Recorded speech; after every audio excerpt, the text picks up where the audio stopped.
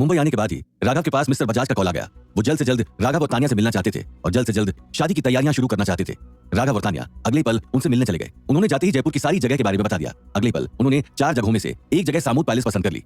तानिया और राघव अब पूरी तरह से अपनी तैयारियों में जुट चुके थे, लेकिन राघव एक बात को लेकर बहुत परेशान था। दरअसल उसे सुबह से ही एक ऐसा सपना आया था जिसे सोच सोचकर वो बहुत परेशान था।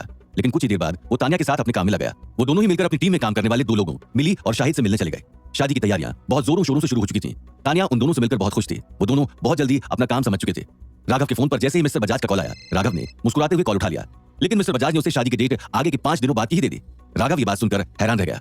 उनकी बात सुनकर राघव एक पल खामोश हो गया। वो आगे कुछ नहीं कह पाया। तानिया अभी तक कुछ समझ नहीं पाई। राघव, तुम सुन रहे हो ना? मिस्टर बजाज ने कहा, यस सर, टाइम तो बहुत कम है लेकिन हम पूरी कोशिश करेंगे। राघव ने हल्की मुस्कान के साथ कहा, यस माय सन, और फिर तुम्हें किसी भी तरह की हेल्प चाहिए तो मैं हूं, तुम दोनों मुझसे बात कर सकते हो। मिस्टर बजाज ने हौसला देते हुए कहा, यस सर। राघव ने मुस्कुराते हुए जवाब दिया, ओके, तो तुम दोनों जल्दी से अपने अपने काम में लग जाओ। मैं भी अपना काम कर लेता हूं, बहुत सारा काम बाकी है। मेरे ऊपर भी अचानक सारे काम का लोड आ गया है। इस लोड के चलते अपनी इकलौते बेटी की शादी एंजॉय कैसे करूंगा? चलो ठीक है। ये कहते हुए मिस्टर बजाज ने अगले पल कॉल काट दिया।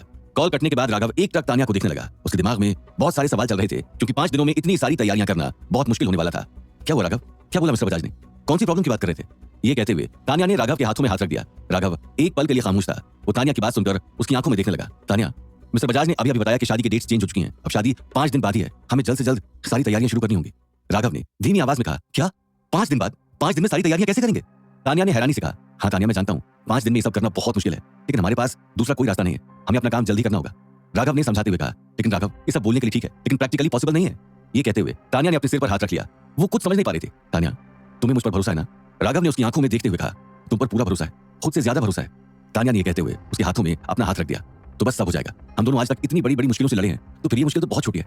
इससे तो हम बहुत आसानी से लड़ सकते हैं। तुम बस खुद पर और मुझ पर भरोसा रखो। हम दोनों मिलकर सब कुछ सही कर लेंगे।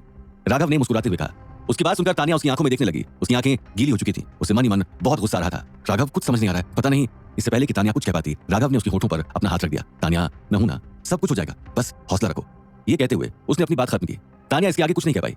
कुछ ही देर बाद वो दोनों घर पहुंच गए। राघव ने अगले पल तानिया और खुद के लिए गर्म गर्म कॉफी बना ली। तानिया, ये लो, और एक बार के लिए सब भूल जाओ। बस ये ध्यान रखो कि हमारे लिए ये बहुत बड़ा मौका है और हम इस मौके को हाथ से नहीं जाने दे सकते।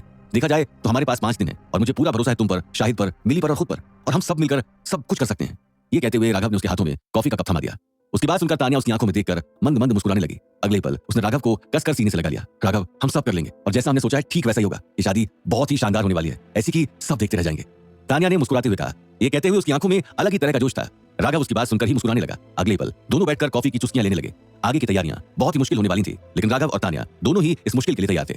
अगले दिन से दोनों की तैयारियां शुरू हो गईं। राघव ने मिली के साथ मार्केट के सारे काम पूरे कर लिए थे। साथ ही तानिया और राघव मिस्टर बजाज के घरवालों से भी मिलकर आ चुके थे। काम अपनी तेजी पर चल रहा था। राघव और तानिया दोनों के पास ही बिल्कुल टाइम नहीं था। सर, कल जयपुर के लिए निकल रहे हैं, वहां भी सारी तैयारियां शुरू हो गई हैं, बस जाकर देखनी है। राघव ने मिस्टर बजाज से जाकर कहा, हाँ कल हम लोग भी जा रहे हैं, सुबह निकल रहे हैं, तो तुम दोनों आज ही निकल जाओ ना, क्योंकि बहुत सारे गेस्ट वहां पहुंच रहे हैं। तुम दोनों आज ही पहुंचकर सारी तैयारियां देख लेना। हमारे मेहमानों को किसी तरह की कोई प्रॉब्लम ना हो।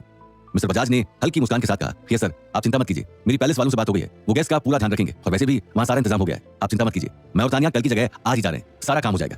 राघव ने हल्की मुस्कान के साथ कहा, गुड राघव, मैं जानता था कि तुम दोनों ये काम बहुत अच्छे से संभाल लोगे, मुझे किसी भी काम को बार बार बताने की जरूरत नहीं पड़ेगी। मिस्टर बजाज ने कहते हुए उसके कंधे पर हाथ रख दिया। राघव अगले पल वहां से निकल गया। अब पूरी तरह से उनका काम शुरू हो चुका था। उनके साथ उनकी टीम भी पूरी तरह से उनका साथ दे रही थी। वहीं दूसरी तरफ तानिया भी अपने काम में पूरी तरह से बिजी थी। साथ ही उन दोनों को अब जयपुर के लिए निकलना था। तानिया, राघव ने अगले पल उसके पास जाकर कहा, राघव, मिस्टर बजाज से बात हो गई, हम लोग कल निकल रहे हैं, और वो पैलेस वालों का फोन आया था, उनसे भी मिलना है। यहाँ बजाज अंकल के बेटे चेतन और उनकी पत्नी माया से अभी तक बात नहीं हुई है। तानिया ने एक के बाद एक सारी बात कही। तानिया तानिया तानिया, बस बहुत हुआ, इतना टेंशन मत लो, सारा काम हो रहा है, तुम्हें चिंता करने की जरूरत नहीं है। और मिस्टर बजाज से मेरी बात हो गई है, हम लोग कल नहीं आज जा रहे हैं। तुम एक काम करो, मिली और शाहिद को इन्फॉर्म कर दो, मैंने टिकट्स बुक कर दी हैं। ये कहते हुए वो तानिया की आंखों में देखने लगा। ये बात सुनकर तानिया हैरान रह गई। क्या आज?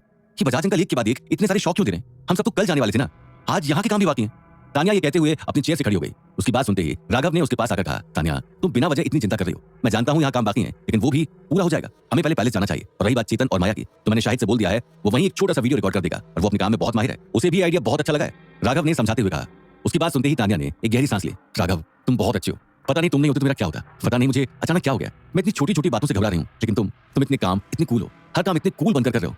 मैं पहले ऐसी नहीं थी, लेकिन पता नहीं मुझे अचानक क्या हो गया, पता नहीं तुम नहीं होते तो मेरा क्या ही होता।